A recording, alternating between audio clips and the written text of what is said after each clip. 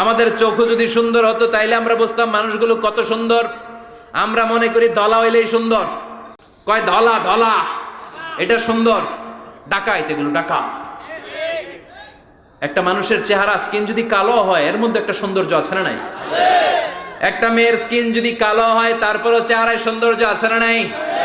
কয় না হুজুর আমার বউ সুন্দর না, কালা কালা। আছে না নাই? তুই ডাকাত।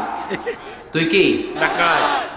একজন মানুষের চেহারা যেরকমই হয় আপনি খেয়াল করে দেখবেন তারপরও তার অবয়বের মধ্যে একটা এক্সট্রা অর্ডিনারিটি আছে, কারোর সাথে কারোটা মিলে না। সুবহানাল্লাহ পড়েন।